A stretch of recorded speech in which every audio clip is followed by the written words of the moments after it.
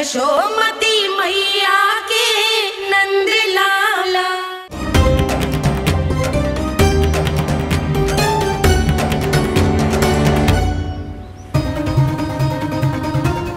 कान्हा, तू ऊपर क्यों चढ़ रहा है? अरे ऊंचाई से देखूंगा तभी तो गेंद दिखेगी।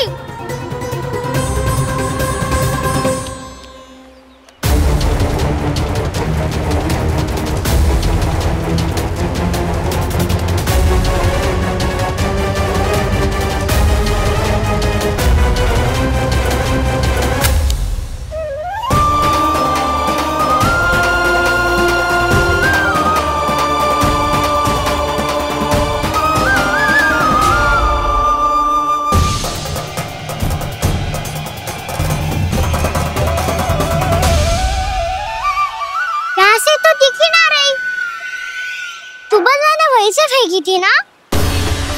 ना वहाँ से फेंकी थी। कहाँ से? नहीं कहना वहाँ से। समझ ना आ रहा, ठीक बताना कहाँ से फेंकी थी?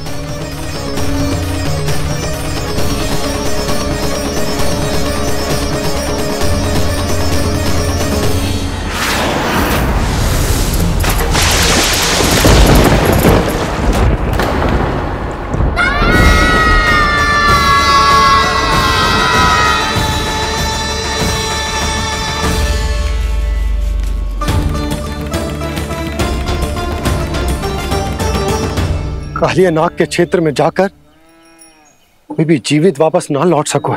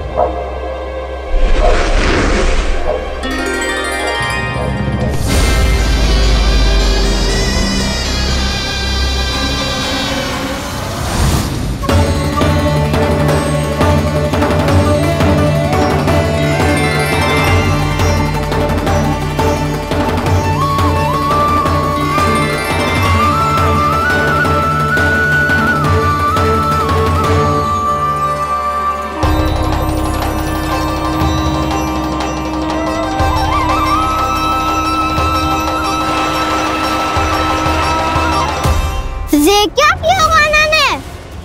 कालिया नाग तो उसे देखते ही निकल जाएगा।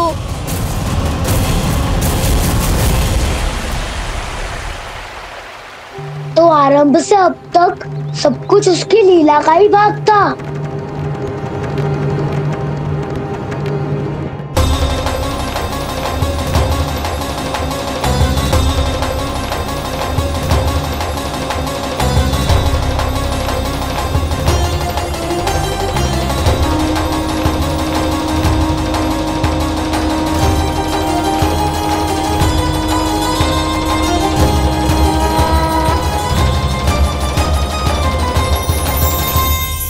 इतना सुंदर रूप, मन मोहने वाली मुस्कान, अद्भुत तेज और भगवान जैसी दिव्यता। कौन हो तुम? हाँ, तुम्हें देखकर तो हम सब सम्मोहित ही हो गए।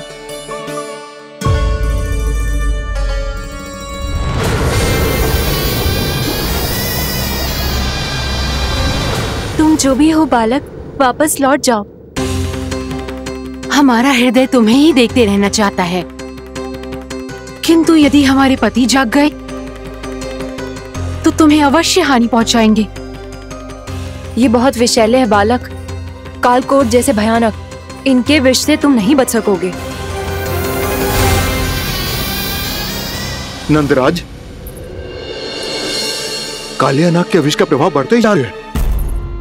पहले 8 कोस तक उसके विष का प्रभाव था, अब तो 1 योजन से अधिक क्षेत्र में फैलो है। जल पीने के प्रयास से अनेक पशु मारे गए हैं और नदी के निकट के वृक्ष और वनस्पति सब नष्ट होने लगे।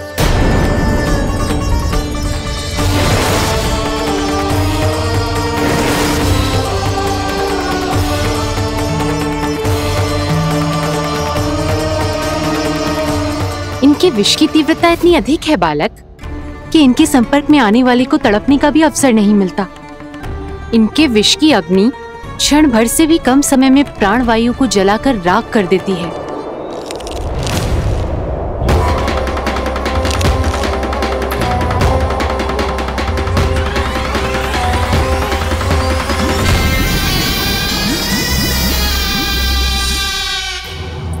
तब तो समस्या और भी गंभीर हो जाएगी।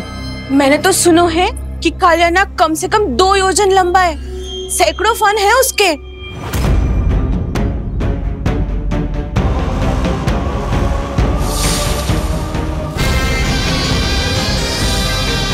इसका अर्थ तो ये है कि हम दोनों ओर से फंस गए। एक और कंस को 1 कोटि कमल पुष्प देने जो कि कालियानाग के क्षेत्र में पड़ते हैं, और दूसरी ओर उस कालियानाग का विष यमुना जी के क्षेत्र में बढ़ता ही जा रहा। इसके कारण हम ही नहीं, निर्दोष पशु पक्षी भी संकट में। इन दोनों समस्याओं का एक ही समाधान है, उस कालियानाग का सामना करना। और ये ना समझ आ रहा कि हम ये करेंगे कैसे, क्योंकि ये बात साधारण मनुष्य के बस की ना है। हमारे लिए ये असंभव है।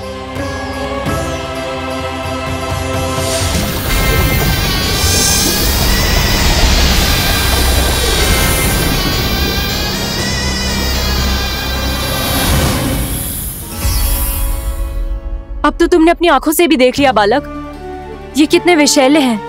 नींद में भी विष उगलते हैं। इससे पहले कि तुम्हें कुछ हो जाए, चले जाओ यहाँ से, मान लो हमारी बात। आप सब मुझे जानती भी नहीं और फिर भी मेरी इतनी चिंता कर रही हैं आप। माँ की ममता भेदभाव नहीं जानती। तुम भी किसी के पुत्र हो और हम सब भी माँ हैं। एक माँ को हर बालक में अपनी ही संतान दिखाई देती है, इसलिए हम तुमसे विनती करते हैं, वापस चले जाओ, बचा लो अपने प्राण। मेरी चिंता मत कीजिए, मुझे कुछ नहीं होगा। होगा, अनर्थ होगा यदि ये उठ गए तो।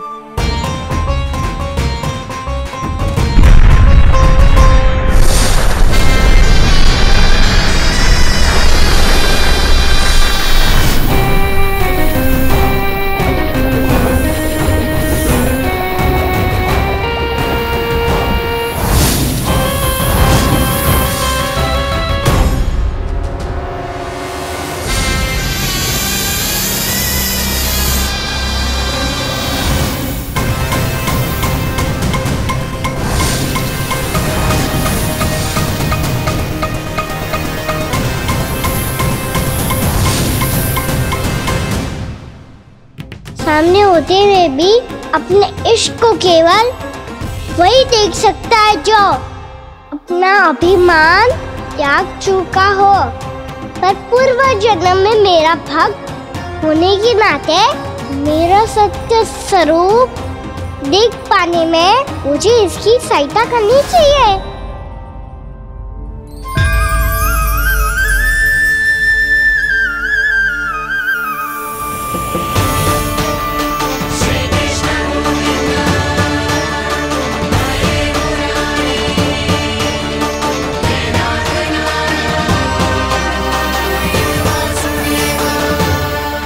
देखो हमारा छोटा सा कान्हा कैसे डट के खड़ा है, इतने विशालकाय, इतने महाभयंकर सबके सामने।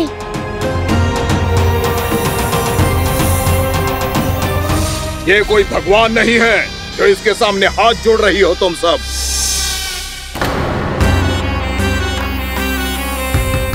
एक सामान्य साधारण बालक है ये, जो ये तक नहीं जानता कि इसके सामने है इसका काल, कालिया। तू कौन है बालक? मेरे इतने निकट आकर भी तू जीवित कैसे है? मेरी नहीं, अपनी चिंता करो कालिया। बहुत मनमानी कर ली तुमने। अब बस मैं तुम्हें रोकना हूँ। अब बस मैं तुम्हें रोकना हूँ। मैं तुम्हें रोकना हूँ। बित्ते भर का है तू, मेरे विष के बारे में जानता ही क्या है? और कहता है मुझे रोकने आया है। किससे? किससे रोकना चाहता है तू मुझे? मुझे क्रोध दिलाने की भूल मत कर बालक। अपनी फुंकार से ही तेरी इस मुस्कुराहट को अंतिम मुस्कुराहट बना सकता हूं मैं। शीघ्र बता, कौन है तू और किसने भेजा है तुझे? तुम्हें आवाज भी है कि अपनी पुकारों से तुम कितना विष भूल चुके हो। पवित्र यमुना नदी को कितना दूषित कर दिया तुमने। और यही नहीं, तुम्हारे कारण निकट के जीव जंतुओं, वृक्ष, वनस्पतियों सबको हानि पहुंच रही है। तो क्या? मुझे उससे क्या? मुझे है आपत्ति है मुझे तुम्हारी इस व्यवहार से। और इसीलिए तुम्हें यहाँ से जाना होगा। यहाँ से जाना होगा।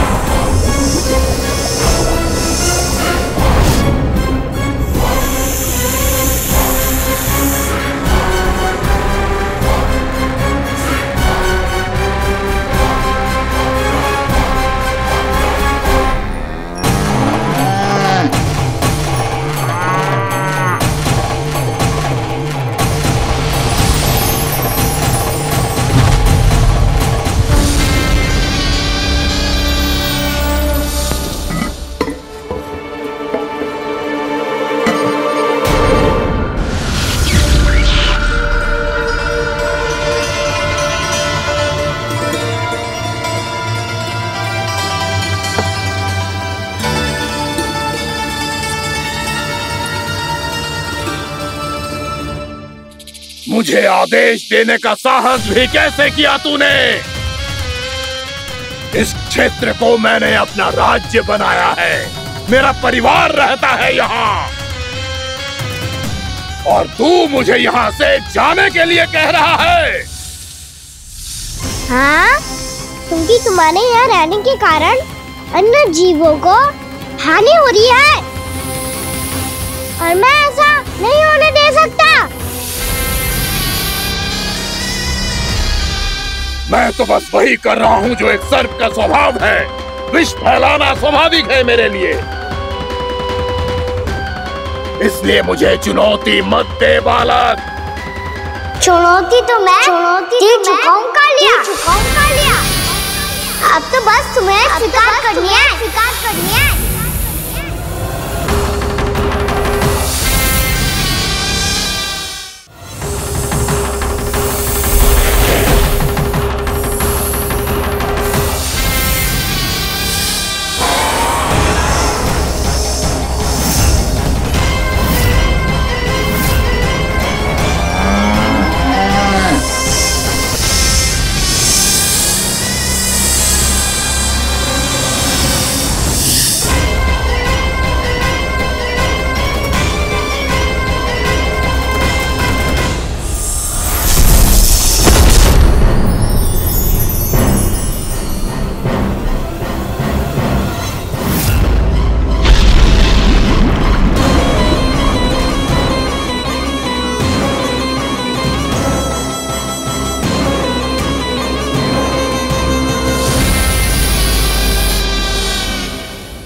मैं भी चेतावनी दे रहा हूँ।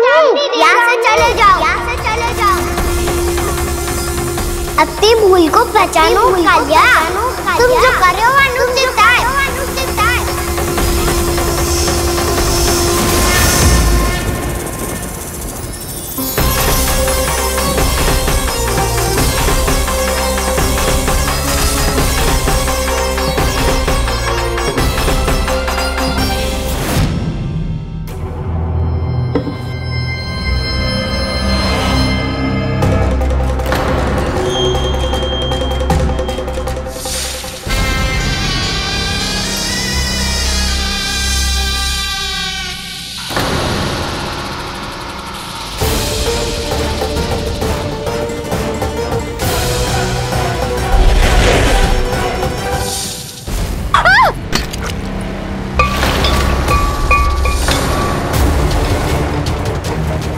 अब मैं आता हूँ। क्या हो गया सुधा? मुझे आवाज हो रहा है जी, कछु ना कछु गड़बड़ है। यशोदा, जो समस्या हमारे सामने है हम सभी उसका समाधान खोजने में जुटे। तुम विश्वास करो, मैं कोई ना कोई समाधान अवश्य ढूंढ लूंगा। हम कैसे भी करके वो कमल के पुष्प उस कंस तक पहुंचा देंगे। नाना, समस्या उससे कहीं अधिक है, उससे कहीं अधिक बड़ी, उससे कहीं अधिक भयानक है।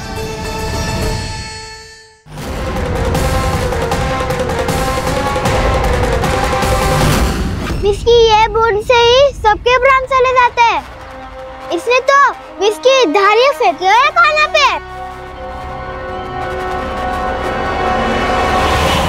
कान्हा कैसे बच्चे को अधिक विष से? इसका विष तो क्या, ये सर स्वयं भी छू तक नहीं पाएगा हमारे कान्हा को।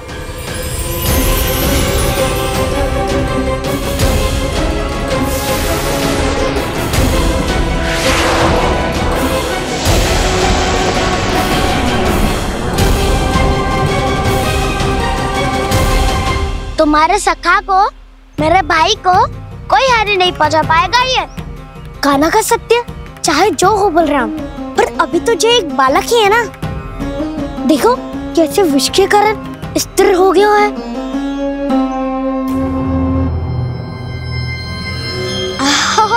हाउ सर्फ ने कितनी आसानी से अपने पूंछ से बांध लिया है।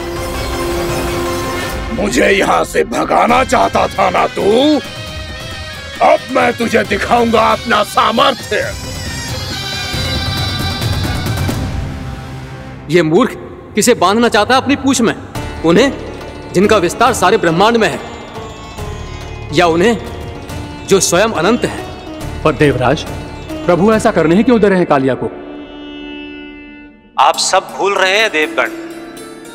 कालिया पूर्व जन्म में प्रभु का बहुत बड़ा भक्त था। उसी भक्ति का फल मिल रहा है अब इसे। वैसे भी भक्तों के मन का भाव सबल हो तो भगवान तो सहज ही बंध जाते।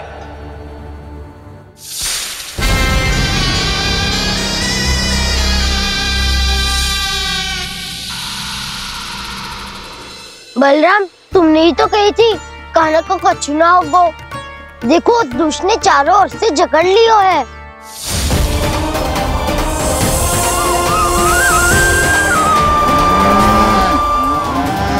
ये क्या कह रही हो तुम? सुधा जी, क्या हुआ? घबरा क्यों रही हो आप? सुलक्षणा, मुझे आभास हो रहा है कुछ बहुत बड़ी अनहोनी हो गई है। नंदराज, नंदराज, नंदराज!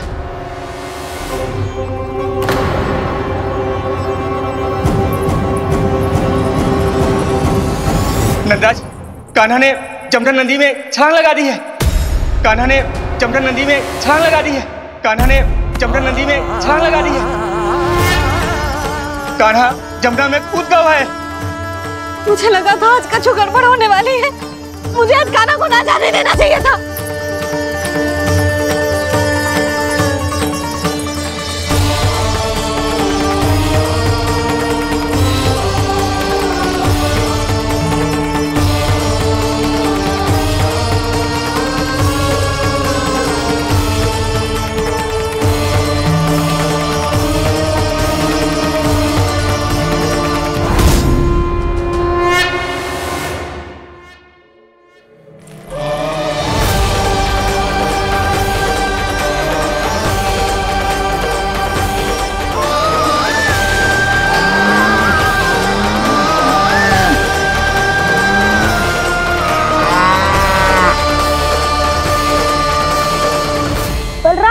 कछु करो ना।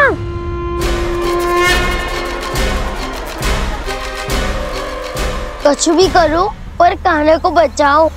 नाग बहुत भयंकर है। कान्हा अकेले ना संभाल पाएगा इसे।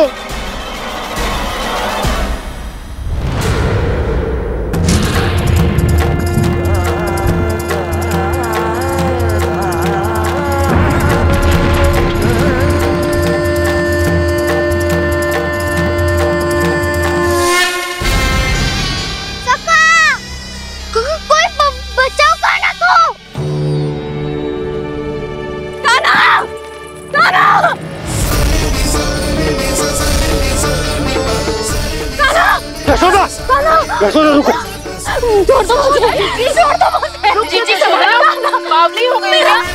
जीजी संभालो। कान्हा, कान्हा।